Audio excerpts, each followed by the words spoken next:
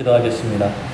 살아계신 하나님, 귀하고 복된 주를 허락하사 예배 가운데 또 헌금하게 하시고 말씀의 자리에 나아가게 하시니 감사드립니다.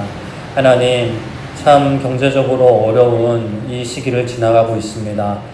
뉴스를 틀면 참 어두운 이야기들, 또 우리 특히나 자영업자분들, 또 피부에 와닿는 많은 그런 어려움들이 있습니다. 그럼에도 불구하고 하나님께 구별하여 드린 손길들이 있사오니 아버지 하나님, 그 예물을 기뻐 받아 주시옵고 아버지 하나님, 그 손길 가운데 복의 복을 더하여 주시옵소서. 우리가 더 많은 재물을 얻고자 헌금하는 것은 아니지만 아버지 하나님 기쁘게 받아 주시옵고 또 삶 가운데 물질의 복들도 허락해 주셔서 그 복에 이끌려 사는 것이 아니라, 그것이 내 삶의 주인이 되는 것이 아니라 하나의 하나님의 귀한 도구가 되어 하나님 나라 위에 아름답게 날개 활짝 펴고 헐헐 날아갈 수 있는 우리 모두 되게 하여 주시옵소서. 말씀의 자리에 나아갑니다. 하나님 말씀 가운데 크신 은혜로 함께하사 말씀 전한 부족한 종이나 아버지 말씀 듣는 모든 하나님의 귀한 구속들, 우리의 모든 심령을 주장하사 말씀을 통해 하나님 앞에 서게 하여 주시옵소서. 감사드리며 예수님의 이름으로 기도드립니다. 아멘. 네, 하나님 말씀 보겠습니다. 사무엘상 27장 8절부터 12절까지 말씀 보겠습니다. 사무엘상 27장 8절부터 12절까지. 네, 사무엘상 27장 8절부터 12절까지 말씀 한 절씩 보도록 하겠습니다. 그래도 보이긴 하네요.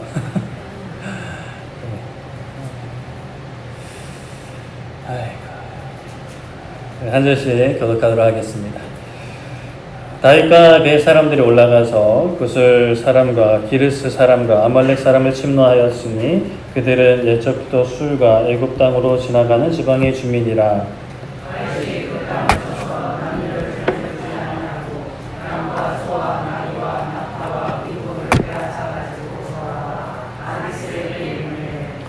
아기스가 이르되 너희가 오늘은 누구를 침노하였느냐 하니 다윗이 이르되 유다 네겝과 요라무엘 사람의 네겝과 겐 사람의 네겝이다 하였더라.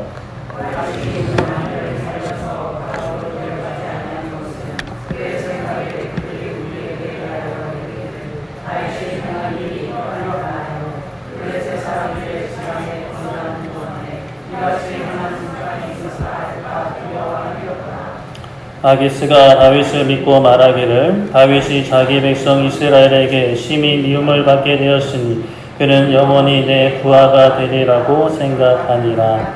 아멘.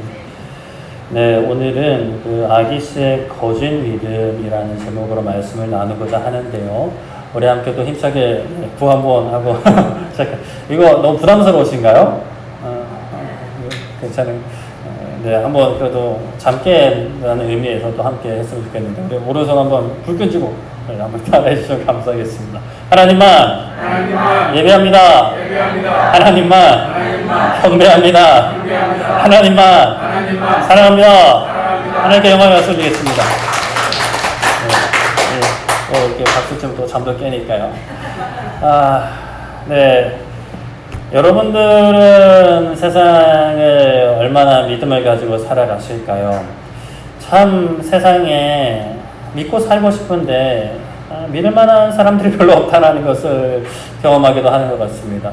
제가 제 프로젝터를 구매하려고 몇 번을 시도했는데 참 이게 계속 넘어졌어요. 왜 넘어지냐? 괜찮은 가격대, 괜찮은 제품이 있어서 이제 연락을 합니다. 처음에는 이제 바로 구매를 했다가 연락이 와요. 이거 주문하셨죠? 이 제품이 단종이 됐습니다. 그래서 혹시 어디에 사용하려고 하세요? 교회입니다. 화면은 몇 인치세요? 몇 인치입니다. 그럼 제가 좀 이 가격대에 이런 제품을 추천해드리고 싶은데요. 라고 해요. 그리고 또 다른 데 연락을 해봅니다. 제가 그래서 전화를 드려요. 이 제품 재고 있나요? 그거 단종이 됐는데요. 단종이 됐으면 화면에서 좀 내려야 되는 거 아닌가라는 생각을 많이 합니다.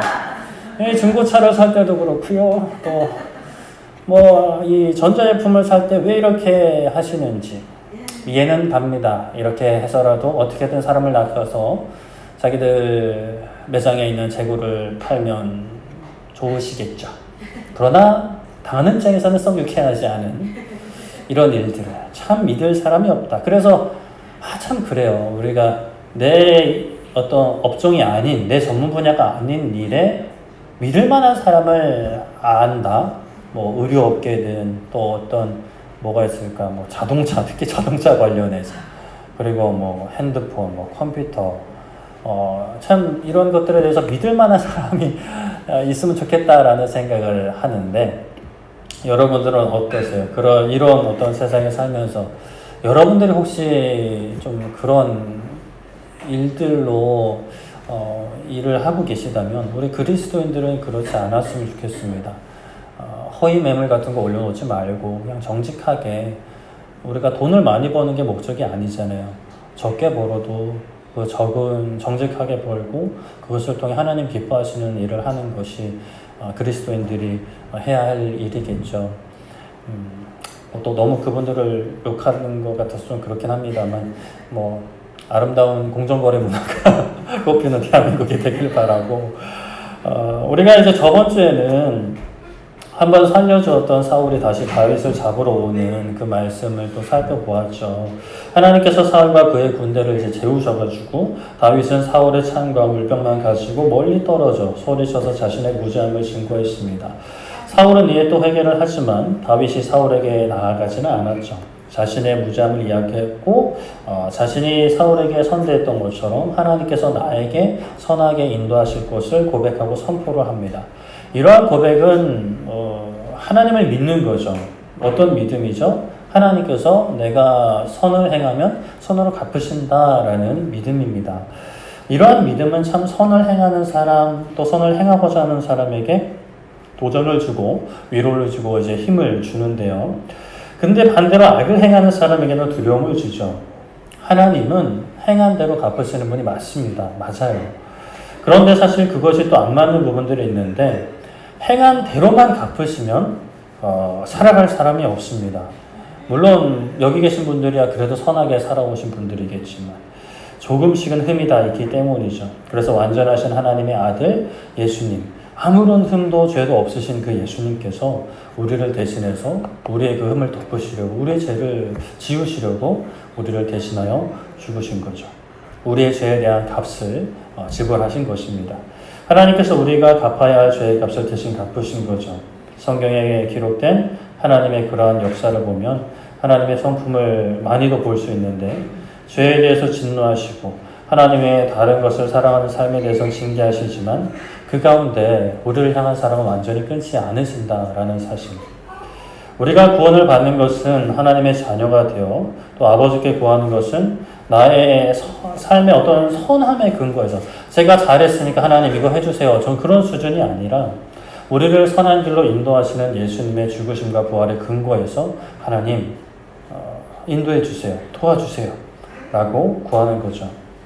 하나님께서는 그 예수님을 통해 자신의 아들이신, 또 자신이신 그 예수님을 통해 우리의 죽음의 문제까지 해결해 주셨으니 우리는 이 세상에서 모든 문제를 안고 하나님께로 나아갈 수 있다라고 말씀을 드렸습니다. 어떠셨을까요? 여러분들의 지난 한 주간 삶에 여러 문제들이 있으셨을 것 같은데요. 뭐 저와 같은 경우 이런 물품을 구매하는 문제도 있고, 또 그제도 부고장을 올려드린 것처럼 저희 과거에 우리 신앙생활 함께 하셨던 분이 또 하나님의 부르심을 받아 하나님께로 가기도 했고요.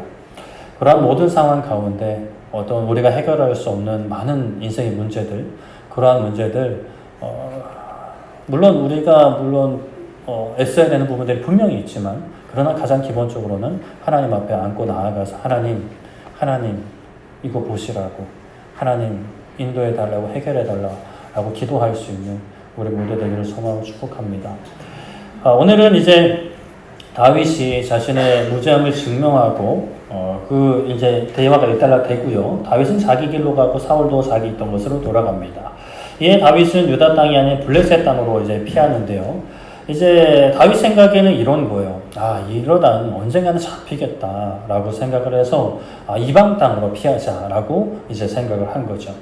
이전에도 한번 이방 땅으로 피했어요. 22장에 보면 그때도 블레셋 땅으로 피했었는데, 그때는 하나님께서 선지자를 보내셔가지고 돌아와라, 거기지 말아라 라고 하셨어요.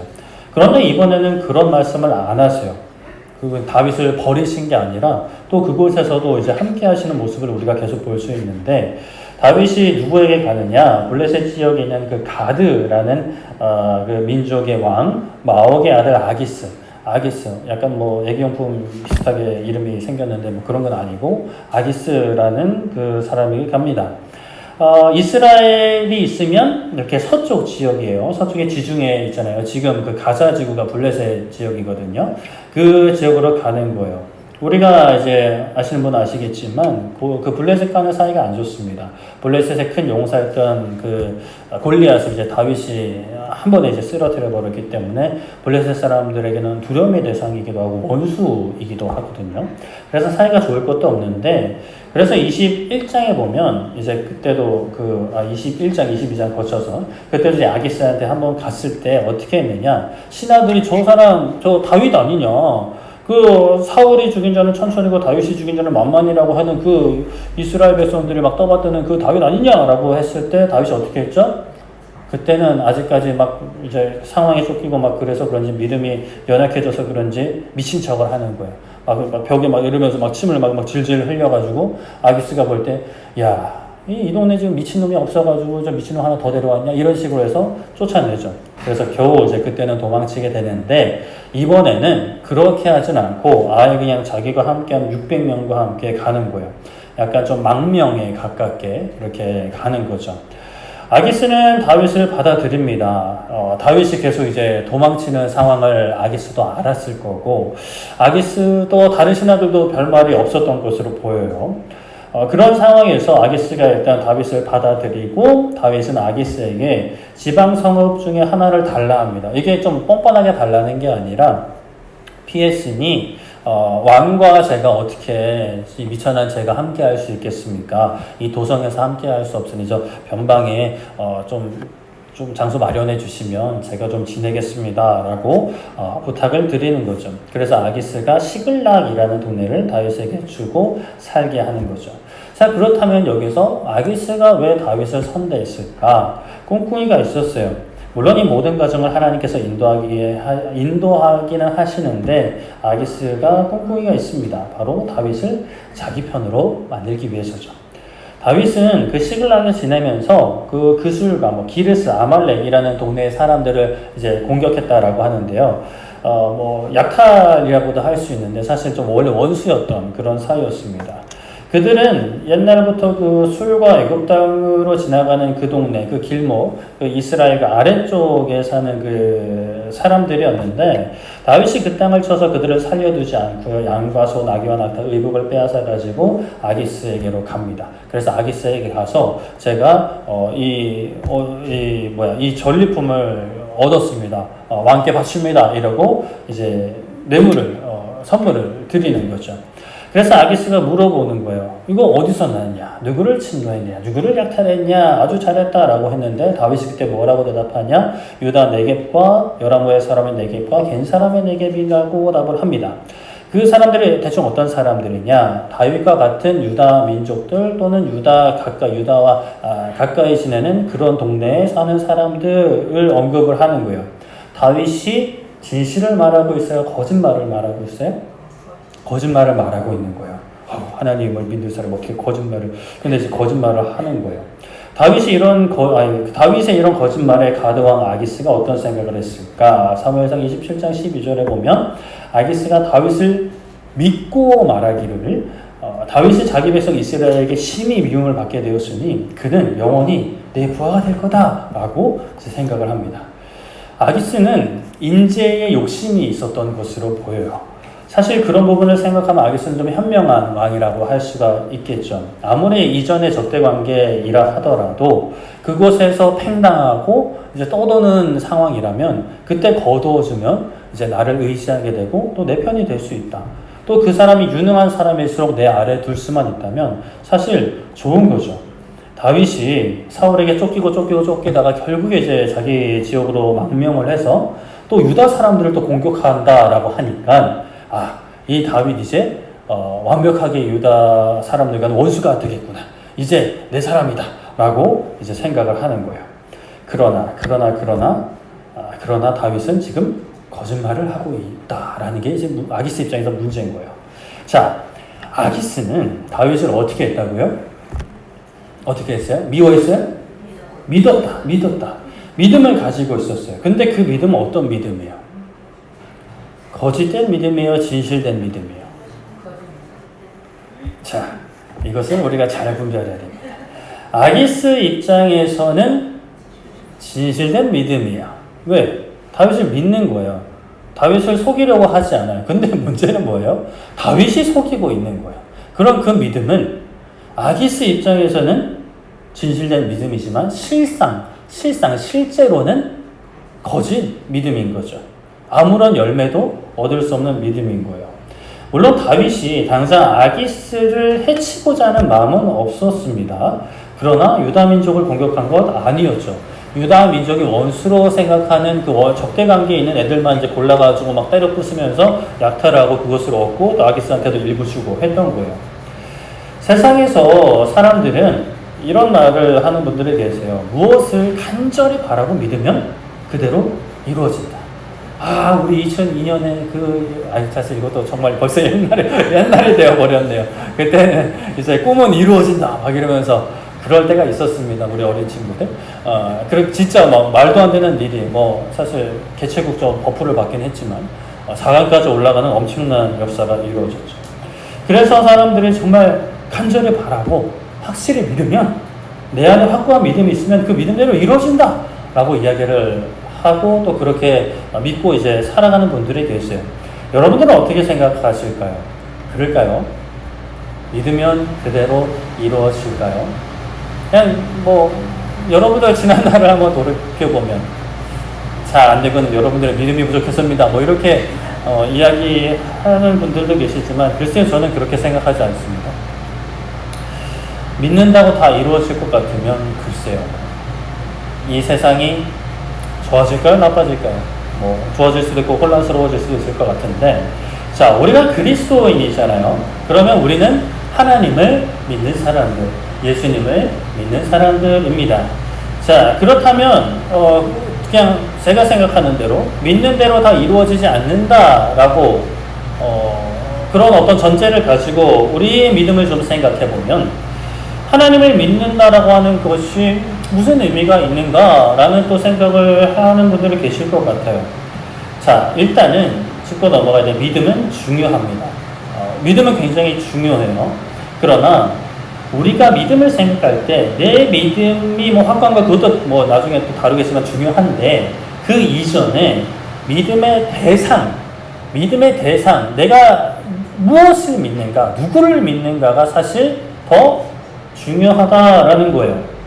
내 믿음이 확고하고 그거를 이전에 믿음의 대상이 진실되냐 거짓되냐, 내가 아무리 의심 없이 확고하게 믿음을 가지고 있다 하더라도 그 대상이 거짓말을 하고 있다면 그 믿음은 거짓 믿음이 되고 어떠한 열매도 사기만 당하는 거죠. 그런 효과가 있다라고 합니다. 한 번쯤 들어보셨겠지만 플라시보 효과라는 게 있어요. 실제로 효과 없는 약이나 치료법을 먹거나 이제 치료를 받았는데 그 사람은 그걸 모르는 거예요. 그냥 약 효과가 있다라고 전달을 받아서 의사가 그런가 보다 하니까 그런가 보다 하고 이제 열심히 먹고 치료법을 했는데 실제로 그 효과가 나타난다. 그것을 이제 의료계에서도 인정을 하고 그 효과를 플라시보 효과라고 하는데, 사실 이것이 진짜 실체 없는 믿음이죠. 약 효과가 없는데 치료법이 실제로 효과가 없는 치료법인데 치료 효과가 드러나게 되는 거예요. 내가 그렇게 생각을 하니까, 내가 그렇게 믿으니까. 참 이러한 상황을 보면 참 어떤 그 실체가 있다라고 생각을 해보면, 약 효과나 치료법은 실체가 없지만 내 믿음은 사실은 살아있는 거죠. 아기수도 사실 비슷하긴 한데, 그러나 그 믿음의 대상, 약, 치료법은 사실 실체가 없는 거예요. 우리가 신앙생활을 하는 데 있어서 참 문제가 되는 게 뭐냐, 우리가 믿는 하나님, 그리고 하나님을 향한 믿음을 이런 플라시보 효과처럼 생각하고 여기는 그런 모습들이 있을 수 있다라는 거예요. 하나님은 실제하지 않아, 또는 실제하든 안 하든 중요하지 않아. 실제로 자유주의 신학적으로 가다 보면 이렇게 빠져요. 나중에 하나님이 있고 없고는 중요한 게 아닌 거야. 예수님이 부활하고 안 하고는 중요한 게 아닌 거야. 내가 어떻게 믿느냐가 중요하다라고 이야기하는 거지. 이게 굉장히 심각한 거거든요. 하나님은 실제, 심지어 좀 더 극단적으로 가면 하나님은 실제하시지도 않아. 예수님 부활하시지도 않았어. 그러나 내가 그 신적인 존재에 대한 기대를 가지고 믿음을 가지고 살면 좋다 이거예요. 괜찮다 이거예요. 어떤 그 효과를 막 낼 수 있다라는 거예요. 작년 말에 조사한 한 설문조사가 있는데 종교 생활의 가장 중요한 목적이 뭐냐라는 설문조 작년 10월달인가 11월달에 조사한 건데 종교 생활의 가장 중요한 목적이 뭐냐 보시면 기독교, 가톨릭교, 불교 그리고 무종교인, 종교가 없는 사람들 조사를 했는데 다 1위가 종교에서 얻고자 하는 게 마음의 평안. 그나마 기독교는 퍼센테이지가 좀 낮고 가톨릭, 불교는 더 심하고 무종교인은 좀 가톨릭이랑 비슷하고 그 다음에 기독교인의 두 번째가 진리와 구원이고 세 번째가 인격 성수. 가톨릭은 뭐 진리와 구원 따윈 없고 사회 정의 구현, 사회 구원 이게 참 위험한데 그리고 세 번째가 인격 성숙이에요. 뭐 불교나 무종교는 사실 뭐 크게 무종교도 진리와 구원이 있긴 한데 자 다른 종교는 뭐 그냥 이제 뭐 내버려 두고 우리 기독교, 우리 개신교를 볼 때 사실 근데 이게 용어가 좀 잘못됐어요. 기독교는 개신교, 가톨릭 다 포함합니다. 우리는 개신교예요. 자, 기독교 우리 개신교인에게 마음의 평안이 46%가 나왔어요. 마음의 평안을 위해서 신앙생활을 한다. 교회를 다닌다 이거예요. 물론 우리가 예수님을 믿는 믿음 안에서 평안을 누립니다. 이것은 거짓이 아니에요. 맞습니다. 평안을 누려요. 그러나 이게 우리의 신앙생활의 가장 첫 번째 목적이 되면 이건 문제가 심각한 거예요. 위험한 거예요. 예수님과 함께하는 삶에서 누리는 많은 것들 중에 하나가 마음의 평안. 사실 그것도 엄청난 거죠. 너무나 귀한 건데 마음의 평안이 최우선의 목적, 신앙생활의 어떤 목적의 전부가 되어서 신앙생활을 하는 거 그거 개신교, 하나님께서 원하시는 성경에 언급된 믿음 이라고 하기는 굉장히 위험해요. 그렇다면 우리의 믿음은 뭘까? 우리는 왜 믿고 있는가? 누구를 믿고 있는가? 우리는 일단 예수님을 믿잖아요. 그쵸? 어느 날 예수님께서 그 제자들에게 이 땅에 계실 때 제자들에게 내가 좀 떠난다 라고 말씀을 하셨어요. 제자들은 걱정을 했어요. 대체 예수님 어디를 가신단 말인가? 우리가 물고기 잡던 그물과 배를 버렸고 부모님도 버렸다. 야 나는 안정된 직장도 버렸다. 앉아서 돈이 막 굴러들어오는 그 세리도 내려놓고 왔다. 2년 넘게 이렇게 예수님 곁에서 개고생을 하고 있는데 예수님이 우리를 버려두고 어디를 가신다는 거야? 라고 제자들이 수근수근 쑥덕쑥덕 막 이렇게 하는 거죠. 제자들은 예수님께서 왕이 되셔가지고 이 나라를 구원하실 거라고 해방시키실 거라고 생각했어요. 그래서 지금 내가 좀 고생 좀 빡 하고 이제 예수님 왕 빡 되시면 우리 막 그 옆에 딱 앉아가지고 막 이 나라를 호령하는 걸 이제 생각을 했던 거죠. 그러니까 투자 대비 엄청난 많은 것을 이제 누리고자 하는 거예요. 그런데 예수님께서 갑자기 내가 좀 떠나야겠다. 같이 가자라는 것도 아니고 내가 좀 혼자 좀 어디 좀 갔다 와야겠다. 아니 이 양반이 어디를 가시려고 갔다가 안 오시려고 입 닦으시려고 잠적하시려고 이러시나? 라는 생각이 들 수 있는 거죠. 그래서 베드로가 왜 저희가 따라갈 수 없습니까? 저희 같이 가겠습니다. 주님을 위해서 목숨까지 버리겠습니다. 라고 다짐을 했어요. 엄청난 다짐이죠. 그쵸? 여러분들은 저를 위해서 목숨을 버리실 수 있으실까요? 버리지 마시길 바래요. 절대로 그러시지 마세요. 부담스러워요. 절대. 그러지 마세요. 참 누군가 나를 위해서 목숨을 버린다 라고 생각을 해보면 참 부담스러울 것 같긴 한데 사실 근데 엄청 고맙기도 할 것 같아요. 그런 제자들에게 예수님께서 말씀하신 게 있어요. 요한복음 14장 1절에 보면 너희는 마음에 무엇하지 말라?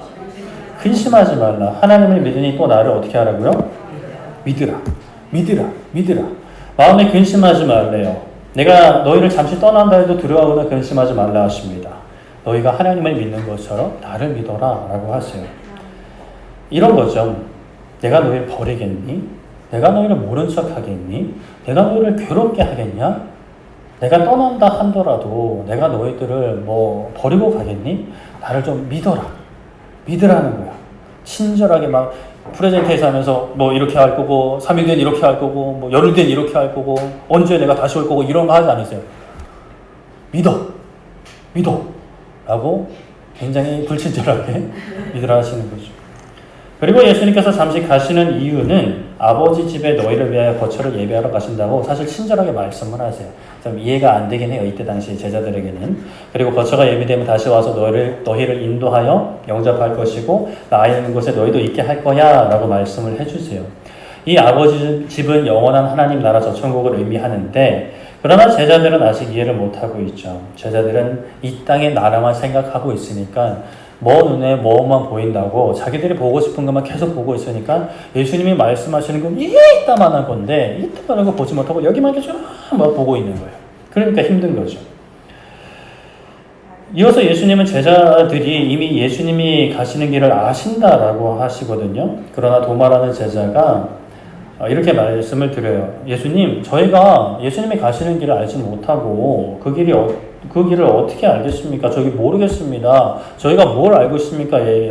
말씀을 드리니까 예수님이 대답하시기를 예수님께서 이르시되 내가 곧 무엇이요? 길이요 진리요 생명이니 나로 말미암지 않고는 아버지께로 올 자가 없다라고 말씀을 하세요. 우리가 말씀을 좀 많이 읽어보신 분들은 이 말씀이 익숙한 말씀이겠지만 제자들 입장에서 보면 뭔 소리가 라고 하시는 말씀이거든요. 예수님이 일단 길이라고 했어요. 길이라고 하세요. 예수님 어디로 가세요? 라고 물어보니까 내가 길이야. 내가 가는 길이 하여튼 그런 노래도 있었던 것 같은데 내가 길이야 라고 하시는 거예요. 예수님께서 가시는 그 길은 어떤 길? 누구한테 가는 길? 아버지께로 가는 길이라는 건데요. 그 길은 진리라고 하세요. 진리는 거짓의 반대라고 생각을 하면 됩니다. 진실, 진리라는 거예요. 그리고 생명입니다. 죽음으로 가는 길이 아니라 생명으로 가는 길. 우리도 아버지께로 가려면 이 예수님을 따라가야 돼요. 제자들도 예수님을 따라가야 되고 아버지께로 가는 길이 생명의 길인데 유일한 생명의 길입니다. 하나님께서 이 세상을 만드시고요. 아담과 하와에게 명령하셨죠. 창세기 1장 28절에 하나님이 그들에게 복을 주시며 하나님이 그들에게 이르시되 생육하고 번성하여 땅에 충만하라. 땅을 정복하라. 바다의 물고기와 하늘의 새와 땅에 움직이는 모든 생물을 다스리라 라고 말씀을 하셨어요. 이것은 여러 번 설명을 드렸지만 하나님께서 사람으로 하여금 온 우주에 충만한 하나님의 영광을 따라가라. 그와 동시에 따라와라 라고 하시는 명령이거든요. 하나님께서 이제 보시면 정복하라 라는 것은 하나님이 여기 계시고 사람을 하라 라고 이제 보내시는 것 같지만 사실상 하나님은 여기에만 계시는 게 아니라 온 지구와 온 우주에 충만하시기 때문에 가서 정복하라 라는 것은 나를 따라와라 라고 하시는 말씀과 동일한 말씀입니다. 그런데 아담과 하와가 하나님을 어떻게 했어요? 하나님을 따라갔나요? 하나님께 순종했나요? 그렇지 않았어요. 하나님을 떠났죠. 하나님께로 가는 게 아니라 내가 내 삶의 주인이 되는 길을 선택했어요. 물론 그들이 그 선택을 할 때 그 선택의 의미를 아마 다 몰랐을 것 같아요. 그러나 어찌됐건 그들은 그런 선택을 한 거죠. 내가 주인이 되고자 했어요. 그리고 그 후에 태어나는 많은 사람들도 정말 소수를 빼고는 우상을 섬기고 하나님을 떠나는 삶을 하나님 외에 다른 신을 섬기는 다른 것을 주인 삶을 선택을 했죠.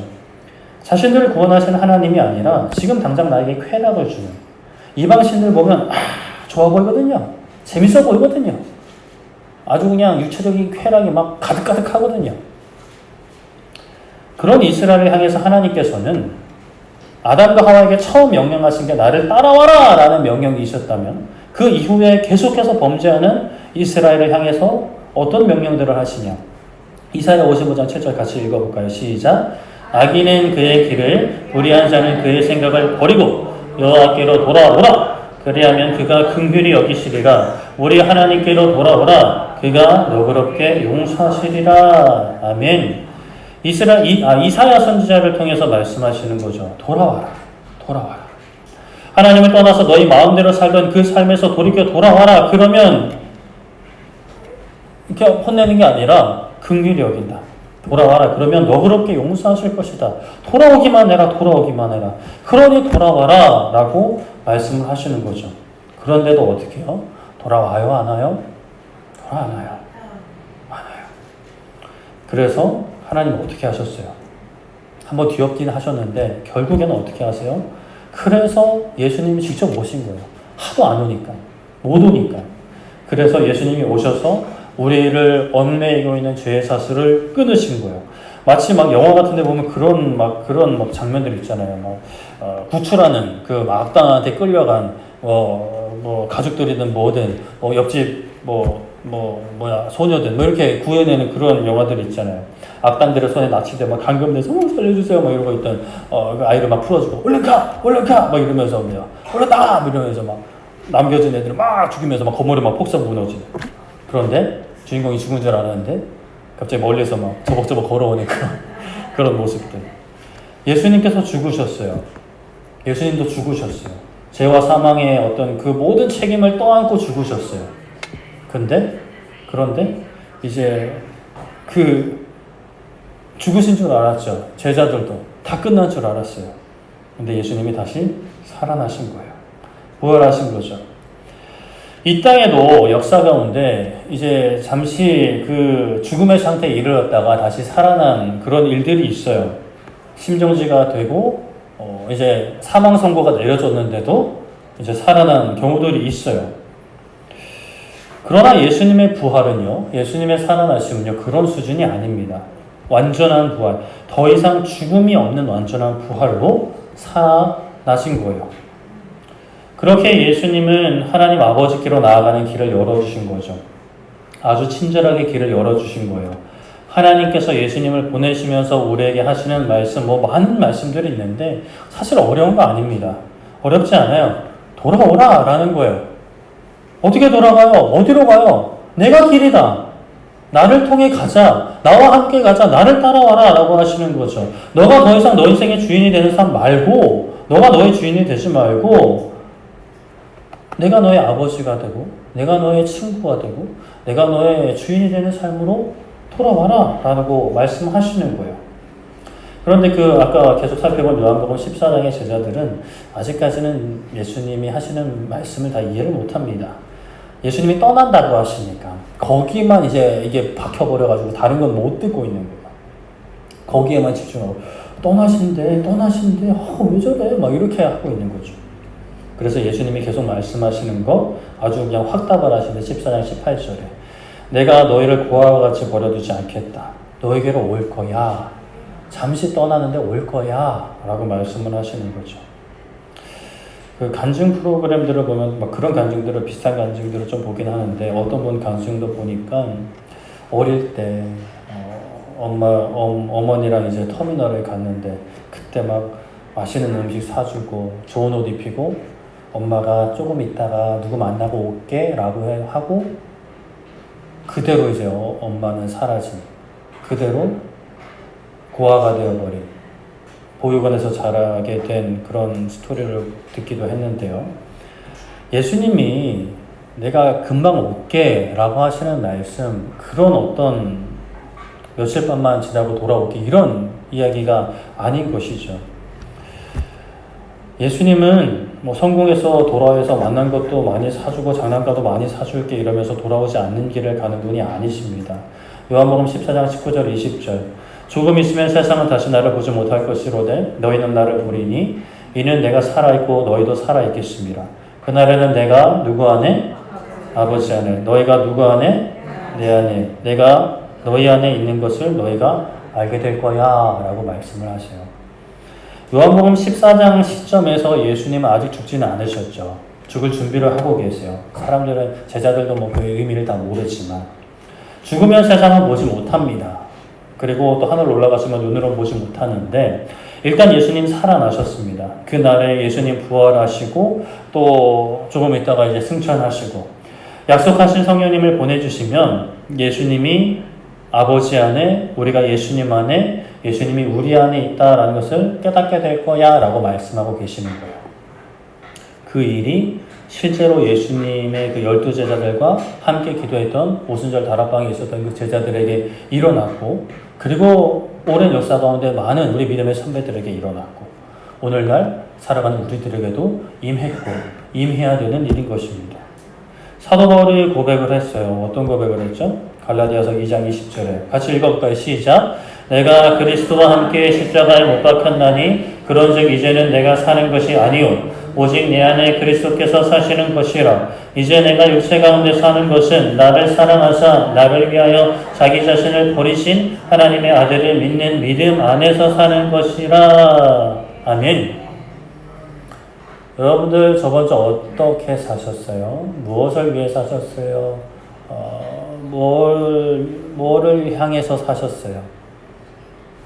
많은 사람들은, 절대 다수의 사람들은 내가 내 삶의 주인이 되어서 살아갑니다. 너의 삶을 즐겨라! Bravo your life! 막 이러면서 세상은 그걸 부추기죠. 그러나 그리스도인은요, 내가 사는 게 아닙니다. 내 마음대로 살아가는 삶이 아니죠. 내가 주인이 된 삶이 아닙니다.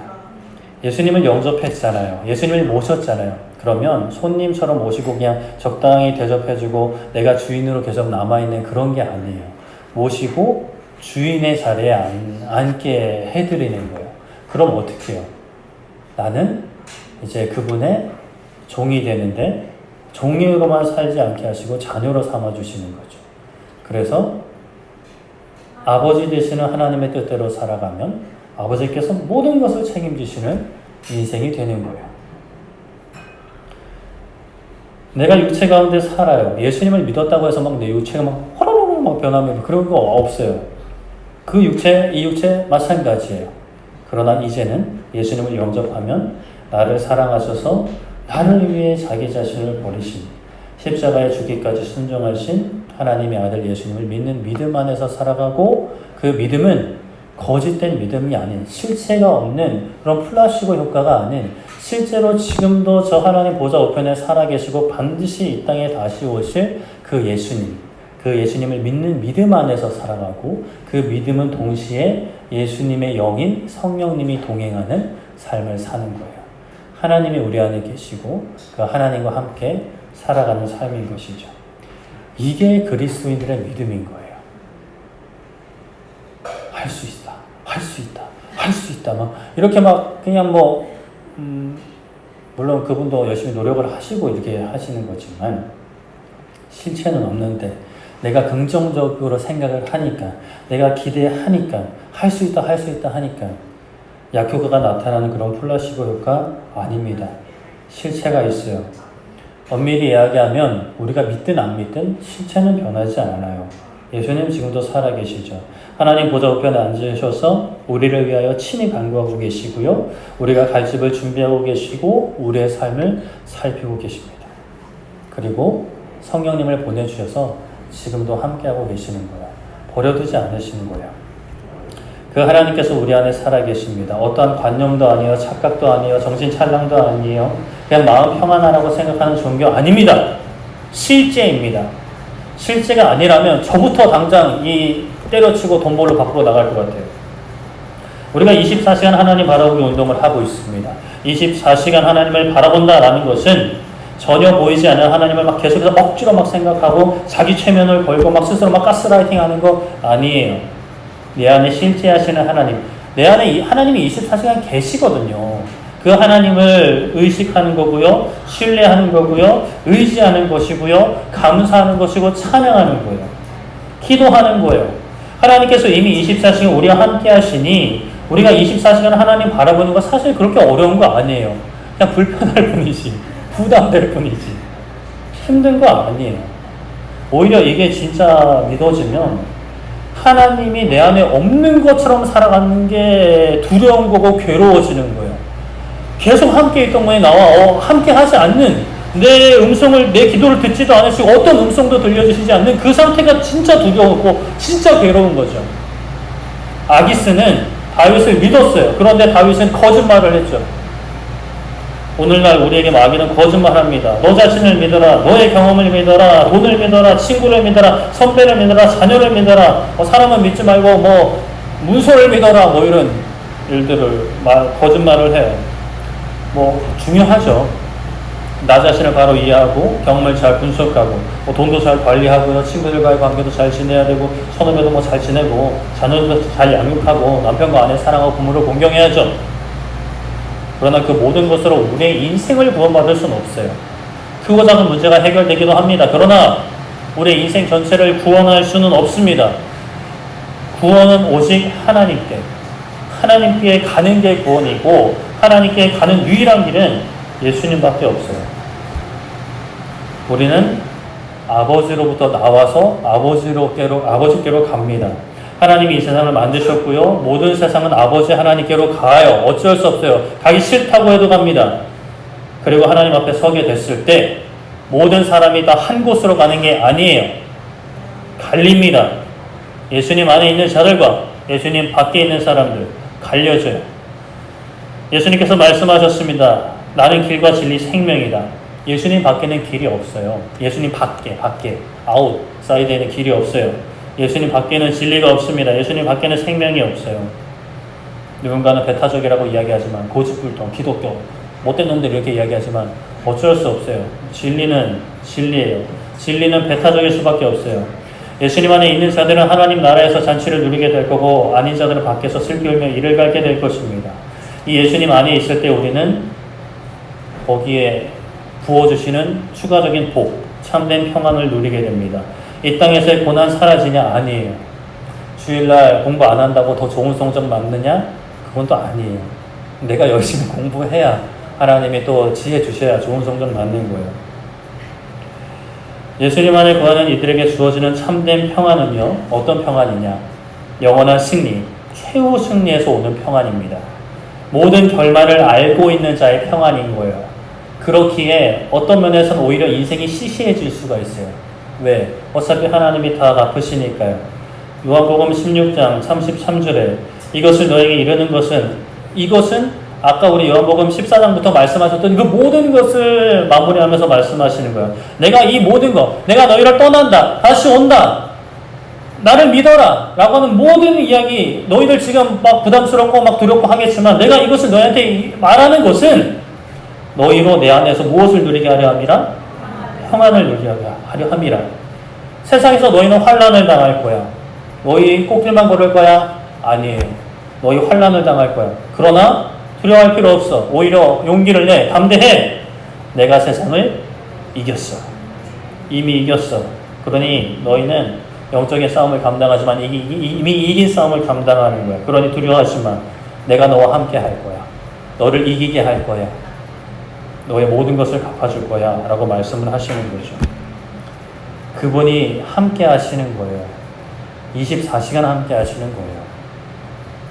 우리의 모든 말과 마음의 생각들, 행동들, 선택과 결정들 모두 그 예수님을 의지하며 의식하며 아름다운 동행을 우리 이것 때문에 안 보이는데 함께 아버지와 아들이 걷고 있는 이 삼촌인가? 하여튼 그 두 사람이 걷고 있는 그 모습처럼 주님과 동행하는 우리 모두 되기를 소망합니다. 말씀을 정리하겠습니다. 다윗은 가드 블레셋 왕 중에 하나인 아기스에게로 망명합니다. 다윗은 잠시 피한 거죠. 그러나 아기스는 다윗이 이제 내 사람이 될 거다라고 믿어요. 그러나 아무리 그가 그렇게 믿어도요, 믿는 대로 되지 않아요. 실제는 그의 믿음과 다르기 때문이죠. 우리가 믿는 예수님을 향한 우리의 믿음, 그 믿음은 실체가 없는 플라시보 효과 아닙니다. 원효대사 해골물 아니에요. 예수님 살아계십니다. 실제하십니다. 그 예수님 의지해야 합니다. 의식해야 합니다. 예배해야 하고 찬양해야 하고 기도해야 합니다. 그리고 그 예수님 나만 아는 게 아니라 우리만 아는 게 아니라 전해야 합니다. 예수님 영접하시기를 축복합니다. 영접하셨다면 내 안에 계십니다. 그 예수님과 함께 참된 평안을 누리고 승리하는 우리 모두 되기를 소망하고 축복합니다. 우리 함께 찬양하고 기도했으면 좋겠는데요. 내 영혼은 안전합니다 라는 찬양입니다. 아까 우리가 예배 전에도 했죠. 어디서 안전하다고요? 주님 안에서, 아버지 품 안에서, 그 믿는 믿음 안에서 안전합니다. 그 믿음 안에서 어떤 상황이든 저렇게 뛰놀 수 있는 우리 모두 되기를 소망하고 축복합니다. 찬양하고 기도하겠습니다.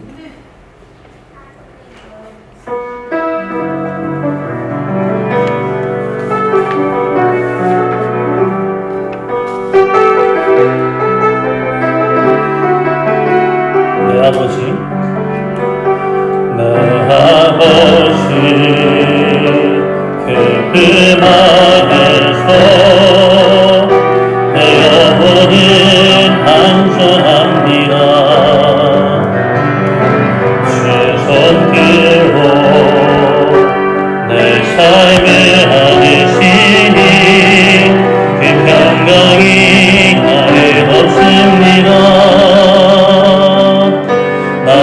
넘으시며 흔들리지만 주의 안에 거하여 나를 붙드시니 내 생각을 주께로 올리고 주시는 평강에 옷을 입습니다.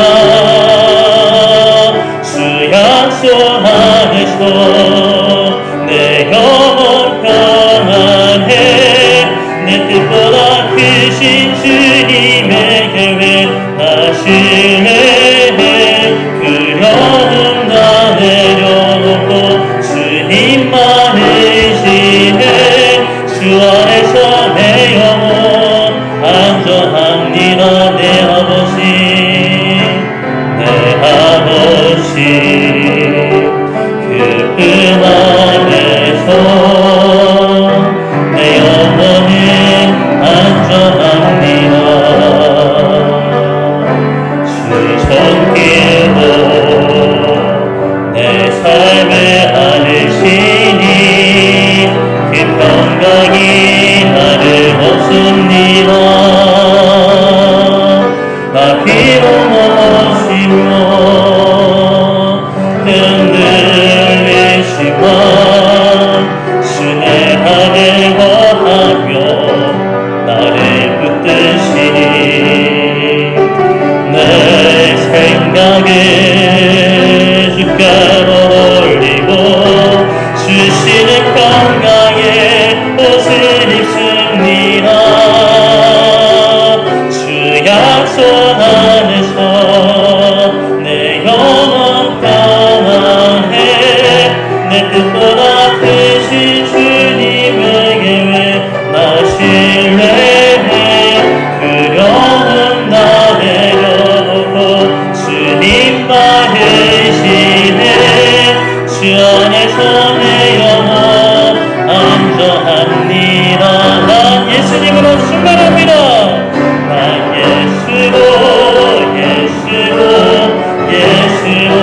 충만하는 세상 모든 헛되고 부럽지 않는 난 예수로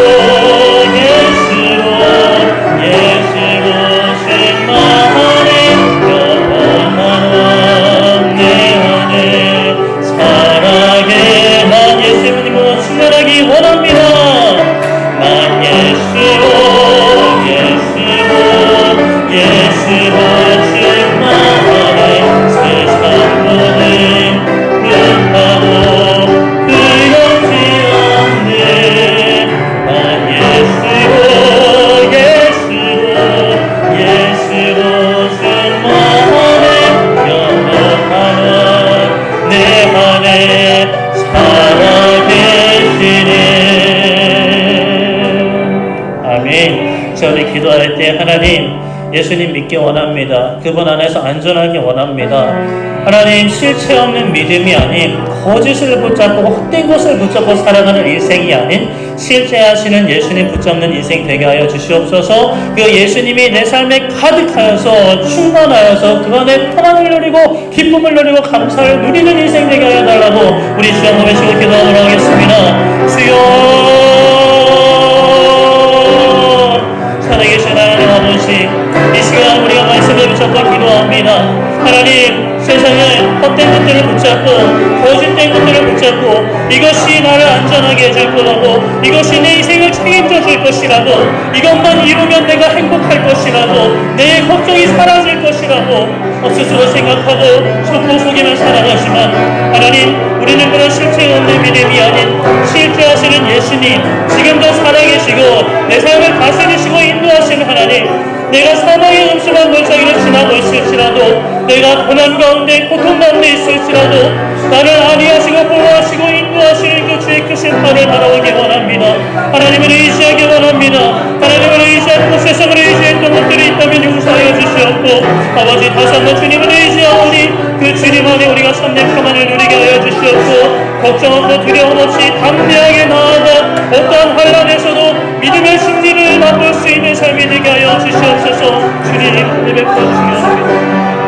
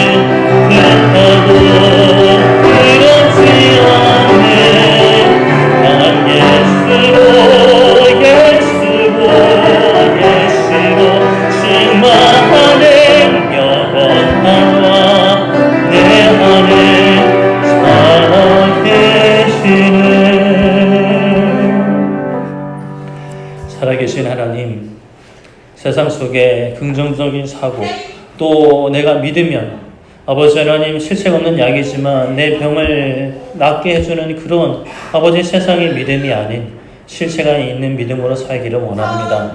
실제하시며 부활하셨고 하늘로 올라가셨고 반드시 이 땅에 다시 오실 예수님, 지금도 보좌 우편에서 우리의 삶을 굽어 살피시고 성령님을 통해 우리와 함께 하시는 하나님, 우리가 그 안에 있기 원합니다.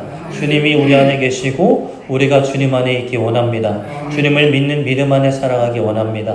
모든 문제가 아니게 되는 그 놀라운 경험을 우리 모두가 함께 할 수 있도록 선히 인도하여 주시옵소서. 감사드리며 예수님의 이름으로 기도드립니다. 아멘.